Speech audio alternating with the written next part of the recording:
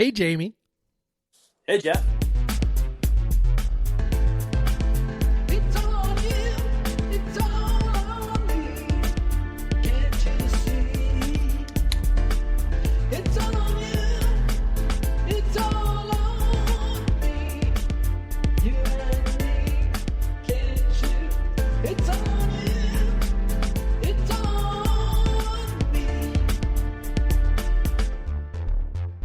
Hey, Craig.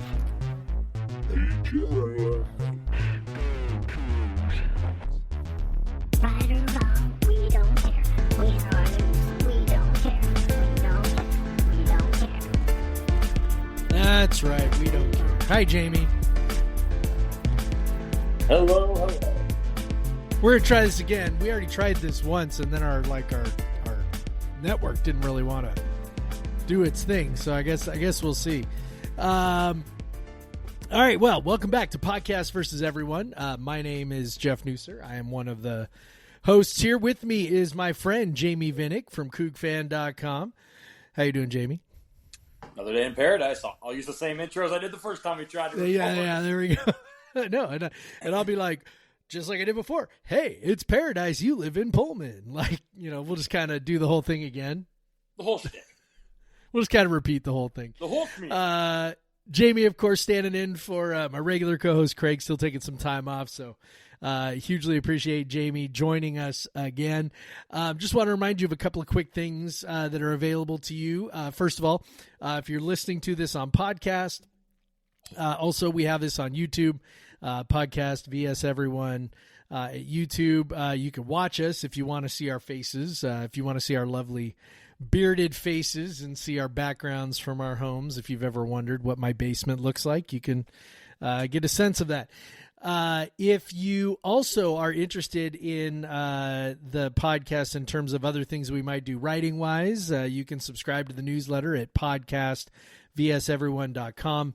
I do write up some things and send them out from time to time. So if you sign up for the newsletter, you'll get that, as well as alerts to new podcasts. And then since it costs money to keep this whole thing rolling, we got to pay for all the services that we use to house all this stuff. There are premium memberships available to you if you'd like to support the podcast. The biggest thing that gets you is access to our members-only Slack. I hang out there. Jamie hangs out there. Craig hangs out there. And about 100 other people hang out in there just talking about the Cougs and sharing things and, just doing the things that fans do. We'd like overreacting and bitching and complaining. Like, we're really good at that kind of stuff, just like everybody else. So We're providing a lot of material too. That is true. That is true. We do. And we'll get to that. We'll get to that in just a sec.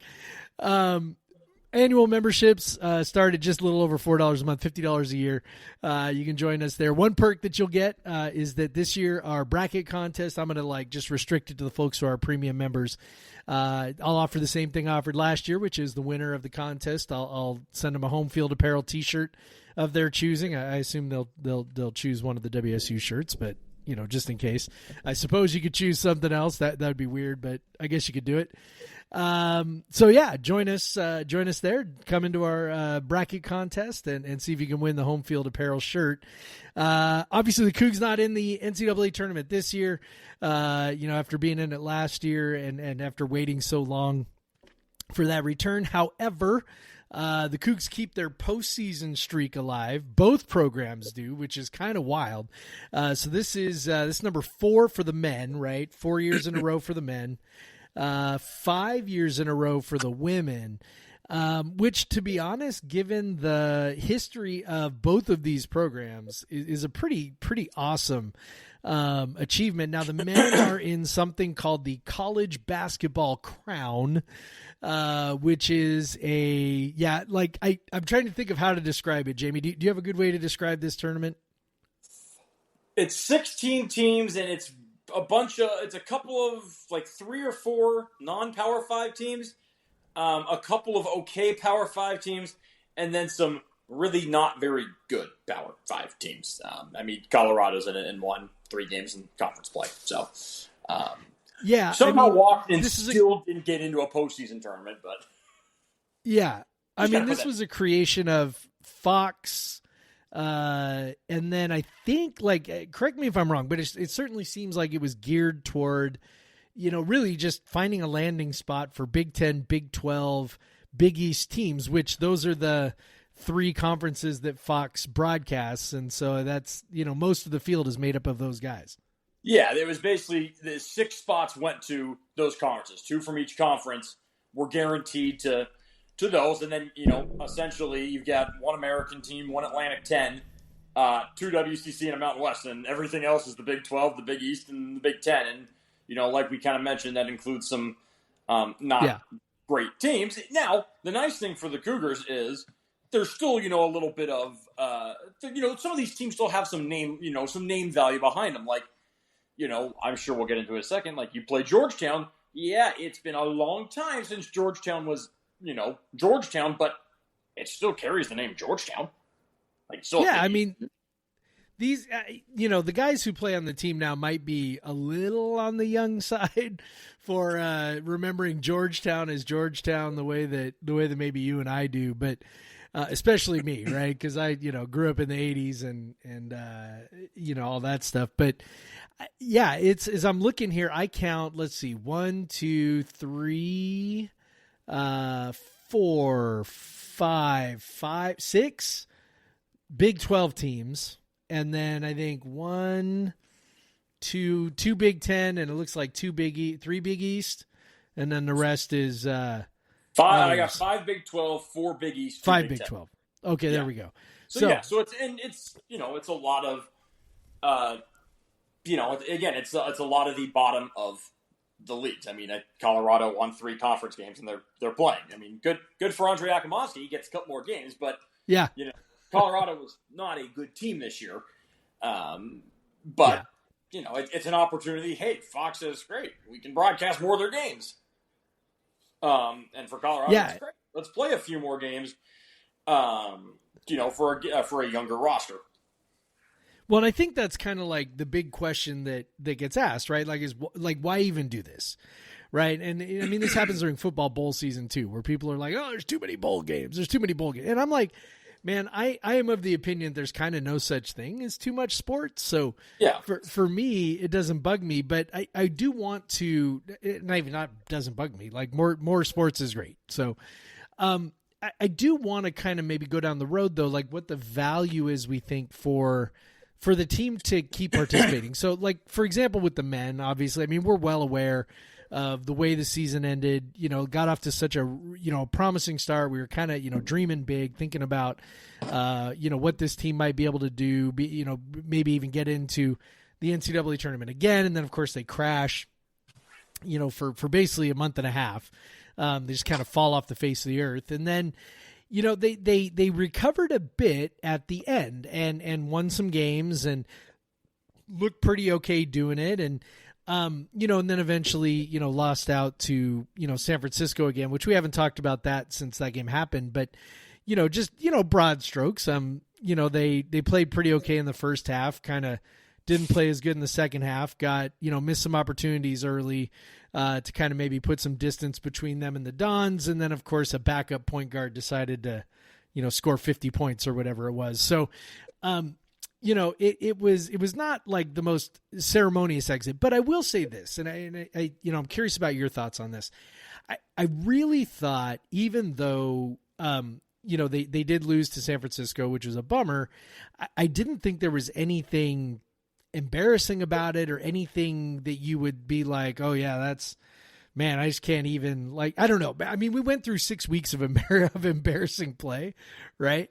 That game wasn't that. I really felt like the last 4 games of the season, the team, really kind of, essentially grabbed back some of the narrative from the negative vibes. And I felt pretty good about the way they finished up. And I felt like they had, that they should feel positive about the way it ended, which is part of why I think I'm kind of, I mean, I don't know if excited is the right word, but I'm definitely like glad that they're still getting to play. Yeah, I think the one thing that obviously will stand out from the San Francisco game is the rebounding, but Washington was a bad rebounding team this year. Like, that wasn't it's not that like was not all new. Of a sudden the Cougs were just like, this glass cleaning team, like they got crushed on the glass all year. And Dane Erickstrup, who isn't a great rebounder, but is 6'11", plays 9 minutes. So there were some factors involved in that. And then, Ryan Beasley has the game of his life. And yes, it was tiring to see guys do that, but he's also a good player that's just been behind two really good guards. I think we got our hopes up as Cougs because there was no Marcus Williams. It did seem like a very winnable game. But San Francisco is a good team. This was not a one-man. This was not a one-horse, a one-trick pony. Williams maybe was their best player, but Malik Thomas was an all-conference player, first-team all-conference. Yep. I think Tyrone Riley's going to have a chance to be a superstar just with his athleticism, his length, and his stroke. For whatever reason, just seemed completely unable to guard Barry Wang in the 3 games they played against him. And then, and San Francisco's huge. It's funny, they aren't a great rebounding team. And then you look at, their average height and it's low, but that's largely because Beasley's small and Williams is small. But, Lingard's 7 feet. They bring in Giga Berry off the bench, and he has 7 rebounds in 5 minutes. Well, he's 7'2". They don't have someone to body him. The O'Donnell guy's 6'9". Wang's 6'9" and is an aggressive rebounder. I mean, he was, he had an offensive rebounding rate of 8.2, which, it's ranked in the country. That's what you should. It's pretty good. Yeah, it's pretty good. Yeah, they're a good team, and I think again there were circumstances. Dane plays 9 minutes. Obviously, as we've kind of found out now, Isaiah was going through some stuff. With the passing.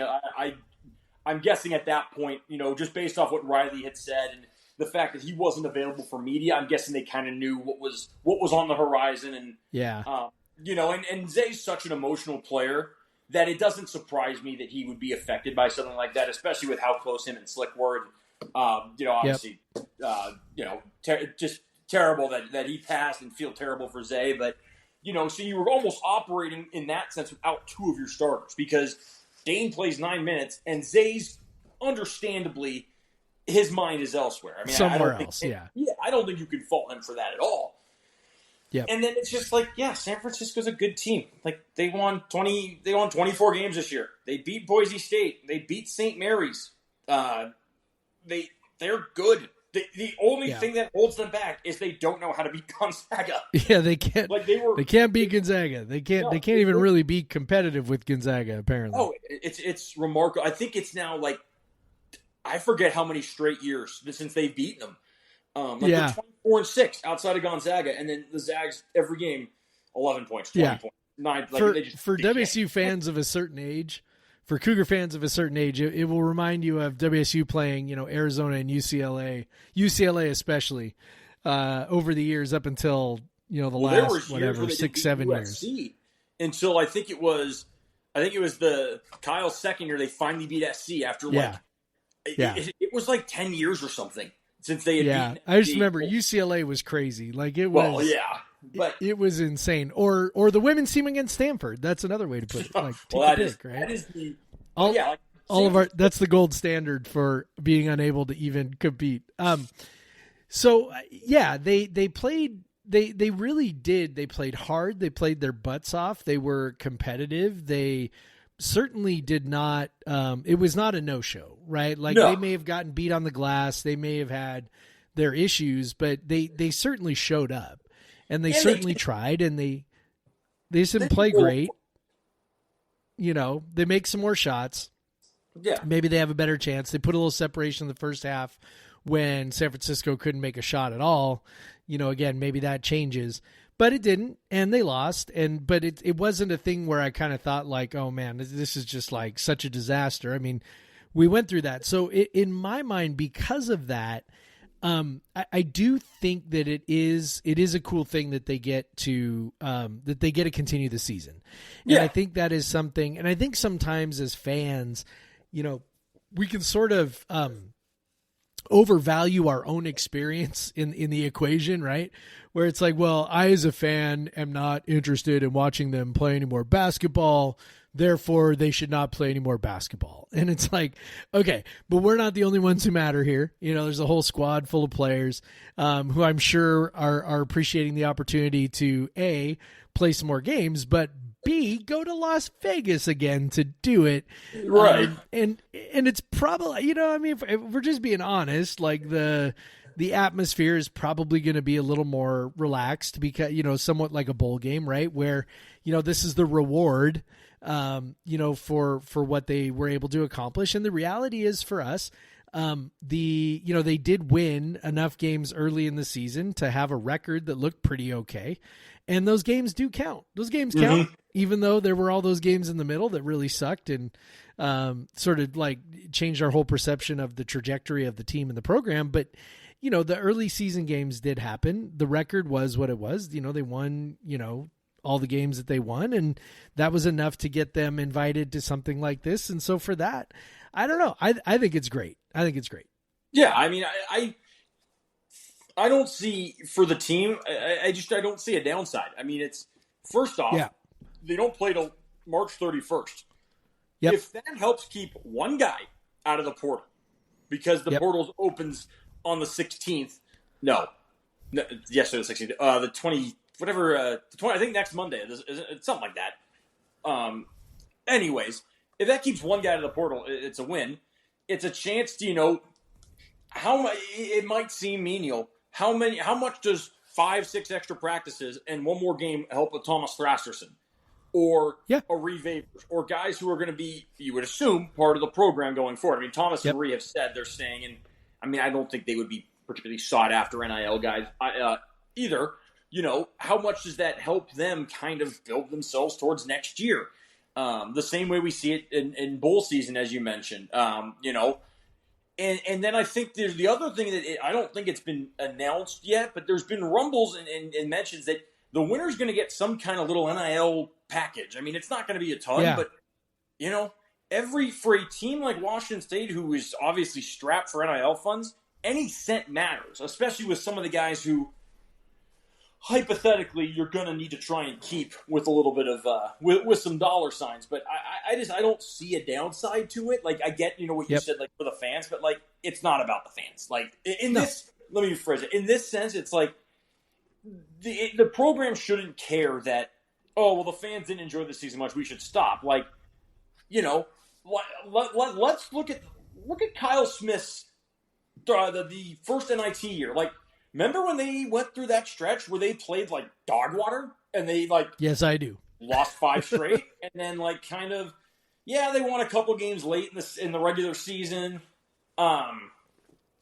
They beat Oregon State twice barely, and then they had the fun senior day game against Oregon and then lost to UCLA. But then hey, they go to the NIT Final Four. Like, that was fun. Like, that was more games.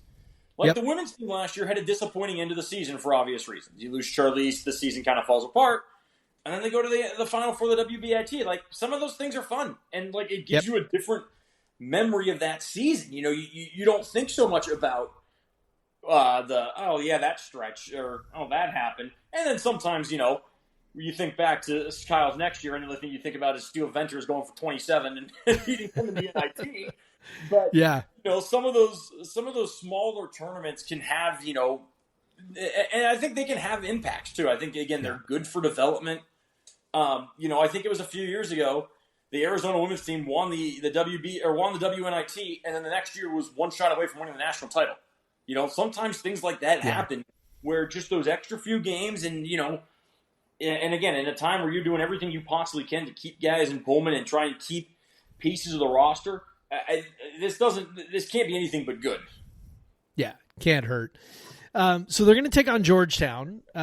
Georgetown, of course, as we alluded to, big heavyweight program in yesteryear, has gone through, some down times recently. You had John Thompson, John Thompson's reign of terror for so long, and then really kind of been in the wilderness mostly since then. There was a brief kind of blip with John Thompson's son, John Thompson III, where they were pretty, actually I guess it was more than a brief blip. Yeah, they had about an 8-year run where they were pretty damn good.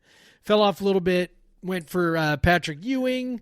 That did not go great. That experiment turned into a train wreck at the end. And then they went and got Ed Cooley from Providence, which honestly I thought was actually a pretty good stroke of genius. I think Ed Cooley's a really good coach. I agree. Yeah, and so he has improved them quite a bit. They were 219 in Ken Palm when Patrick Ewing wrapped up. They improved marginally last year, took a big jump this year up to 87, won 17 games. They have hung their hat on their defense, which is really good. And that is largely why I am actually kind of terrified of the matchup in this game. Well, that's Cooley's specialty. Yeah. And it's not even just that defense is Ed Cooley's specialty. It's the kind of defense that we're talking about here. So let me throw a couple of numbers at you here that have me kind of clenching my butt cheeks, as it were, right now. So kind of here's the biggest one. We all know that WSU turns the ball over at a really, really horrendous rate, right? For the season, it's over 20%, which ranks 340th in Division I. Georgetown, meanwhile, has the 55th ranked defense and adjusted defensive efficiency margin, which is really good. That is fueled largely by turnovers, where they take the ball away almost 20% of the time. So you got two teams. You got the Cougs, who give the ball away at a way above average rate. You got Georgetown, which takes the ball away at a way above average rate. They are 44th in the nation in steal percentage. All of these things pointing toward WSU maybe having a really difficult time holding on to the ball. WSU gets the ball stolen more than just about anybody. 300th nationally in terms of steal rate by opponents. So when I put all that together, I don't know that anything else really super sticks out statistically when we have the ball, but that's really the big one, and I'm not sure. And I guess the other big one is that Georgetown's got a really stellar 2-point defense. And of course our offense is really driven by the 2-pointers that we get. So maybe that's the other piece. But yeah, I mean, they're going to have to hold on to the ball in a way that they don't normally do, for them to have much of a chance here. Yeah. And I think it's interesting too, is Georgetown's season follows a lot of the Wazoo blueprint. They were 12-2 and 3-0. And then they just ran into the crucible that was the Big East. And, of course, the difference between that and Wazoo is the Big East was loaded. I mean, literally every single team was in the top 70 or top 80 outside of Georgetown, Providence, and DePaul. I mean, like, Villanova just fired their coach after a bad year, and they were 56th. And, like, Creighton's in the tournament, and UConn in a down year is in the tournament, and Marquette's in the tournament, and St. John's became incredible. Xavier's in the tournament. So it was kind of the similarity. The other thing that worries me is they've got size. Now, Thomas Sorber, who's like their big, absolute, just beast inside, he's missed the last month. I can't imagine they'll bring him back for a college basketball crown game, especially as a freshman. But, Drew Fielder, 6'11", 235, and really good on the glass. And as we know, Wazoo's bigs aren't great on the glass. And that, you look at a guy like him who rebounds a lot. They've got Jordan Burks, who's 6'9", and they got a 7-footer who doesn't play. But, their guards, like, I think it'll be like Mack and Epps will be an interesting matchup for Nate and Isaiah. And then, like, I think Lawan can match up with Micah Peavy, just kind of looking at, again, their base lineup. But then, like, who takes on Fielder? Like, he is too big and strong for probably Ethan or Dane, but he's also tall. I mean, that's what frightens me about the matchup, is it's just they seem to have a kind of an advantage there that I don't know how Wazoo can respond to. Outside of basically force Fielder out of the paint. Although he's a 25% three-point shooter, which means he'll hit 8 threes, and we know how this works. Yes, we know. It is ordained. It is ordained. They are not a great shooting team, like 31.8 from three. Like Micah Peavy's a 40% shooter. He's a good. I mean, he was at TCU the last 3 years. Not a great shooting team. But the other guys like 32, like Max at 32, Epps is 34. Like Curtis Williams 34, but then Fielders is 25%. Like, they don't shoot a ton of threes. They don't play a lot of their bench, 288th in bench minutes. Most of their points come in the paint. And this is actually interesting. They don't draw a ton of fouls, which does work in Wazoo's favor. Like, only 15% of their points come from the line, partly because they're not free throw shooters. But they only have one guy with over 100 free throw attempts, and that's Sorber, who's again we're assuming not. And he's not going to play. play. No, the next guy is Peavy with 91. I mean, just for reference, the Cougs have two guys with at least 100 between Price and Lawan, and then Dane's got 78 and Nate's got 72, and the Cougs get to the line at a decent rate. It's just they send teams to the line at a really decent rate. Yeah. Well, and it's, the fact that Georgetown, has pretty good overall offensive rebounding numbers while playing in the Big East. It's sort of like one of those things where I'm like, it's, the Big East is known. Yes. Known for being rugged, known for being physical.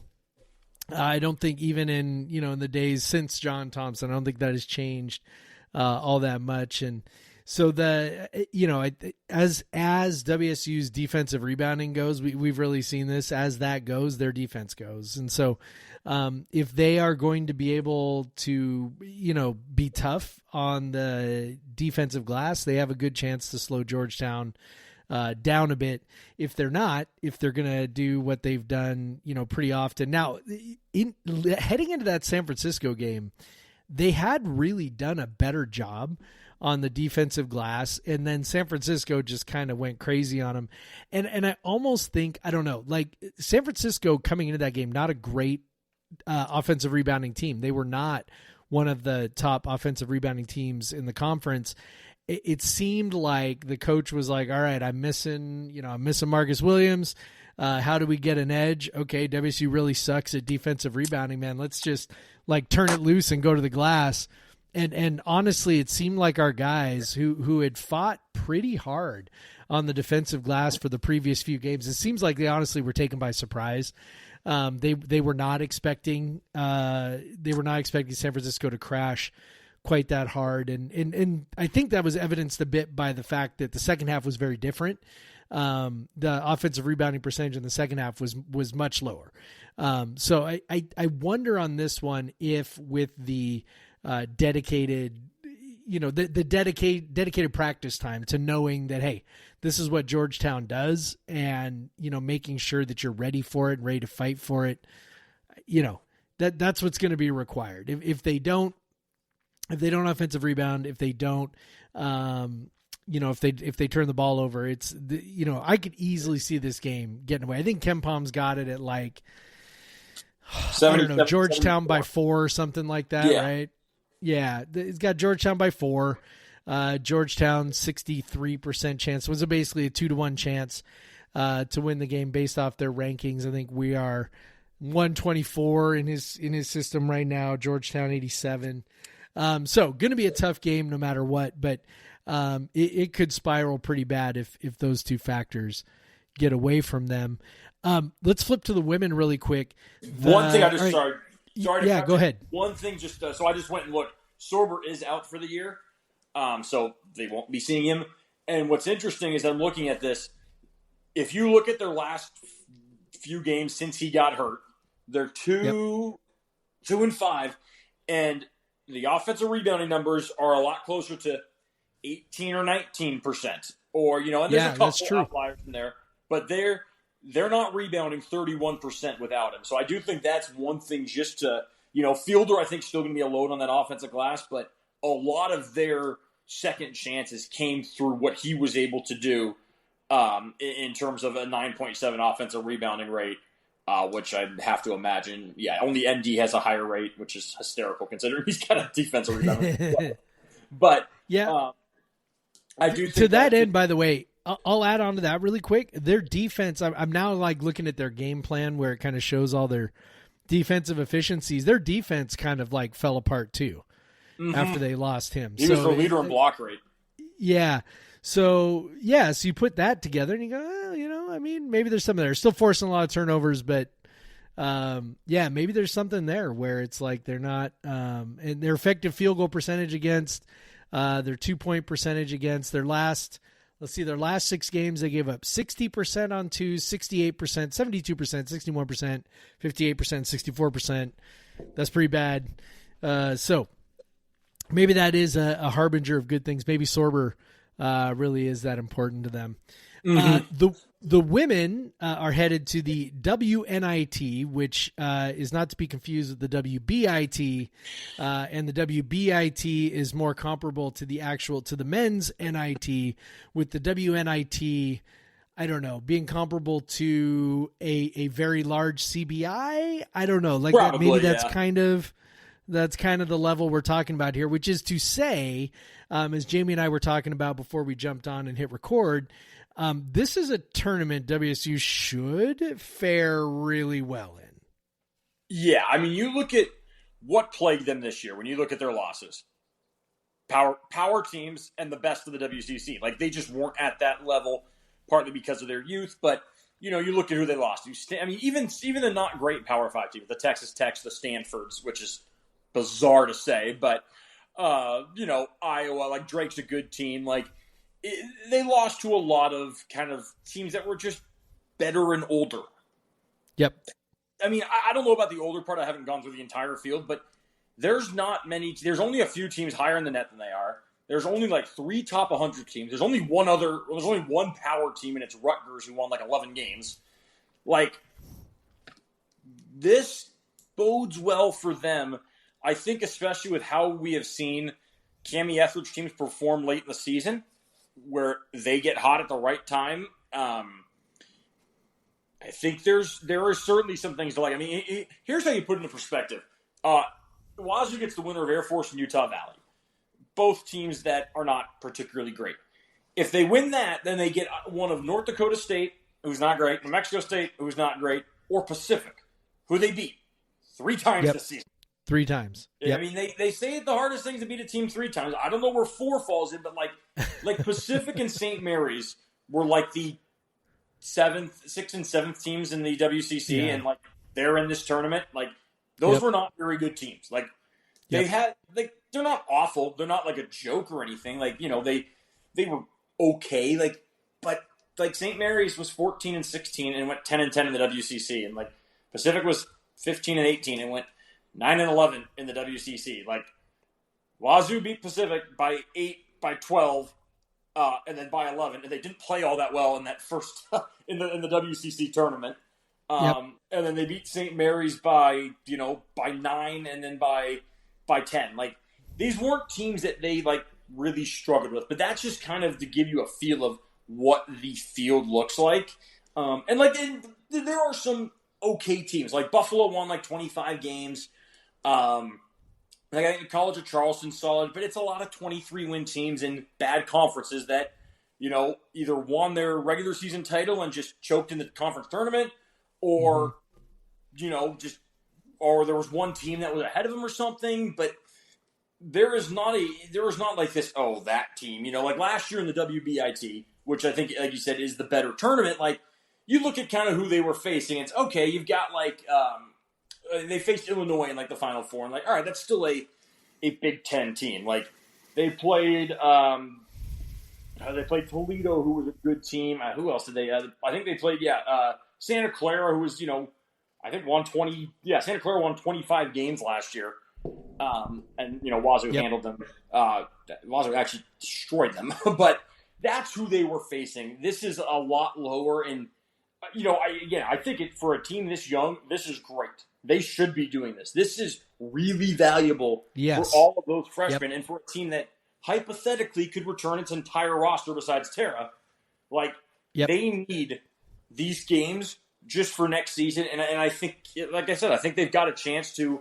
You don't want to say, they should win the tournament, because that puts a lot of expectation on, but on paper, they should be able to make a nice run. Mm-hmm. And I think it's also worth noting. So 2 things. One, we sort of mentioned earlier, men making 4 consecutive postseason appearances. Now, granted, the postseason opportunities are more than what they were in the past, probably. Same thing on the women's side. But that said, these are two programs that have not typically had like even in an expanded postseason era where they would have gotten any sniff. The men, of course, have had some pretty lean years off and on with some blips of excellence where we're talking NCAA tournament. The women, on the other hand, before Cammie's arrival, man, it was nothing. There was one NCAA tournament appearance. It was, I think, right before I got to school, something like that, like 1991 or something, right? And then it was not just like, oh, they didn't make it to the tournament. I mean, we're talking about one of the worst basketball programs in all of Division I, really, in terms of just how bad it was for how long it was. And so for Cammie to be here and to do what she's done, and I also want to just kind of give some pretty big kudos to Ann McCoy for this one, because look, surely this WNIT is going to cost them money. It is surely going to cost the athletic department some money to host those games, host at least one game, right? And possibly more. When you're talking about, opening up Beasley, hosting a game, all the expenses that go with that. And to be frank, right, not a lot of ticket revenue coming in for women's games, which sucks, but that's the reality that, we're talking about just in terms of the calculus of the dollars, right? And so Ann McCoy said, no, this is worthwhile. This is worthwhile for us to pay for, in contrast to the men, where going to that college basketball crown doesn't cost them any money. That was sort of one of the big, selling points of the college basketball crown is, hey, we're going to fly everybody to Vegas. We're going to put everybody up in Vegas. And then you're going to play, and we'll give some NIL to the winning team or whatever. So that was a big attraction of that tournament, as opposed to, say, the NIT, which, again, is, the financial burden is placed on, mostly on the hosts, but also, if you have to travel, you're picking up all those expenses, whatever. So it's money out of pocket there. So unlike the men, where there's not money out of pocket, the women, Ann McCoy did have to go to bat here and come up with the money to do this. And I think that says a lot about WSU's commitment to women's sports. I think that's part of it. And I think it's WSU's belief in Cammie and what she's doing and what she's building and the value in this, just like what you were talking about. So I am thrilled that Ann McCoy made that step, because she didn't have to. Mm-mm. Are they playing this tournament if Pat Chun's the AD? Doubtful. And I think I wrote as much this morning, and Cammie has taught. I mean, every offseason, look, you get to the point where, oh boy, are we going to be able to keep Cammie? Because she's an incredible coach. There's a million jobs in Texas, and I always have said, and I have said since Ann got hired, this makes a difference, because Cammie, first off, Ann cares about women's basketball. Ann puts that on I don't want to say she prioritizes it over, but she makes it a point to make sure they are taken care of. Yeah. It was not a priority for Pat Chun. Pat Chun cared about football and men's basketball, and they were good. That was it. I mean, it's well documented, his apathy towards volleyball, and the end result of the Cougs' legendary alumni coach leaves. But I don't think Cammie, they didn't get the same resources that they deserved for how well they were playing. But that's not the case under Ann. Cammie has spoken outwardly many times how much she appreciates Ann, how much she likes Ann. I mean, she was thrilled when Ann got the job. That makes a difference. Especially for someone like Cammie, who at her stage of her career isn't necessarily always just need the best job. She's 60 years old. She's not job hunting to get to the next, if Texas comes open tomorrow, she's offered the job, she's going to go. And she should, but I don't think she's out there just hunting and I've got to get out of here. And I think Ann McCoy's a big part of that. And I think this is one of those things where if someone comes to Cammie with an offer, well, she's like, well, I know that my team is taken care of and is considered here. And that's always been a big thing for her. She wants her team, which has been the most successful team over the last 5 years at Washington State, without question. She wants them to receive the attention from and the resources that any other team does. And there's obviously, I think she understands that is not a perfect science to it, and football still demands what it demands, but it certainly you can just tell that there's a much better connection between Cammie and the AD office than there was when Chun was here, and I think that's huge to keeping her here. And they, as far as I'm concerned, and I think most people would probably agree with me, is she can coach here as long as she wants. I mean, obviously, outside of something ridiculous, some scandalous thing, which don't see that happening. No. Like, Cammie should be, like, she should have, and I'm not uncertain that she hasn't been, told that or something where, you are welcome. Like, oh no, she missed the tournament back-to-back years. Okay, great. Yeah. Like, lifetime we want to get contract. First off, the funny thing is, that's not good enough for her. She's not saying, oh, all right, we had a nice year. Like, that doesn't work for her, which I think is what I've talked about before. The thing that kills me about Cammie is you listen to the first 2 minutes of a Cammie Etheridge press conference without watching the game, and you might not know who won the game. It just depends. But her standards are very high. Oh, yeah. And when you look at what this program has done, she 3 tournament appearances for this program. I mean, that's unprecedented for any Wazoo basketball program, really, much less the women's team. So, but I do think little things like this, which may seem little, go a long way to keeping her around, to keeping her happy here. And I think for Wazoo to maintain a relevant women's basketball team, and truth be told, the WCC is wide open next year. Like, they have a very good chance to win the conference and then win the conference tournament and go to the tournament. Gonzaga, Portland, and Oregon State are about to get gutted by graduations. Yep. You make sure your coach is happy. Yeah, totally agree. So I'm thrilled that they're doing it.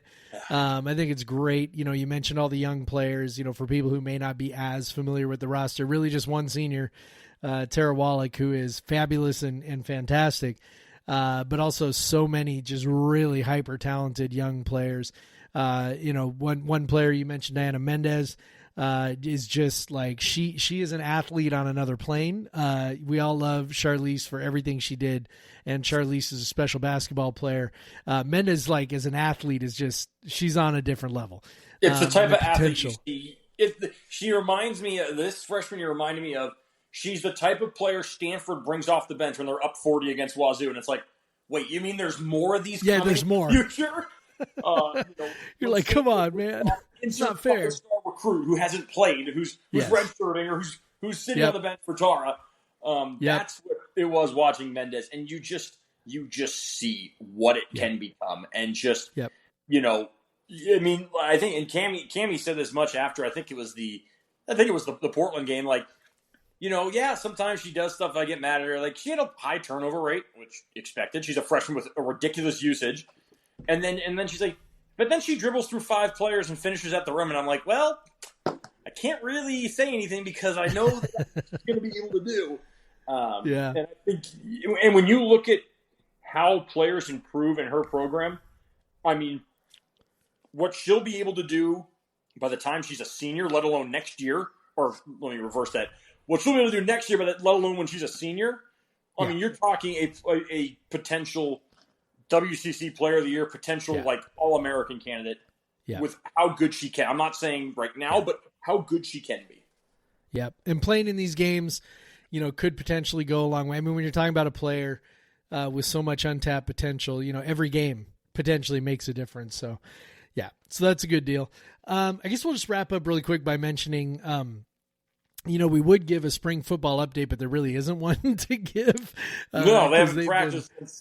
They've been on spring break. They haven't practiced for a week, so really nothing to report there. Other than you mentioned in the Slack that the offensive line is huge. I know we spent a lot of time talking about the offensive line last time we talked about it, but yeah, that's the sort of thing that is like, all right, cool. I like to hear that because we're going to be running the ball a lot and needing to push some people around. So that was cool. But I don't know, man. Any other nuggets to drop? I doubt it. No, I mean they resume practice tomorrow. It's closed, and then they practice Thursday. It's closed, and then they practice Saturday, and it's open. So yeah, you'll be able to see maybe that next week when we record. I'll have something to share. But yeah, I mean it's definitely unique. Do I miss not having to get up at 6 a.m.? No. I do not miss that. I am not upset about the fact that I don't have to be up in 8 hours. Yeah. For those who are unaware, I am a night owl, not an early bird, and I do not like being up before 9. So the 6 a.m. practices were not my favorite. It actually became a pretty fun running gag between Dickard and I, where I think he pushed him back 5 minutes one spring, and he's like, "I did that just for you, just so you could get those 5 extra minutes of sleep." But no, I mean it's different. But I get why Rodgers is doing it. Keep it, on the down low. Just I think I don't remember if I've said this when we've been recording it, but Jimmy Rodgers closing off 2 days of practice every week summarizes my impressions of Jimmy Rodgers as coach, which is, it just put your head down and let's play football. Like it's nose to the grindstone. We're not trying to. We don't care about the glitz and the glamour and the et cetera. And I get why that can be good, the publicity, but it's the message of, we have one job, it's to win. And if you're not here to help us win, get out. Yeah.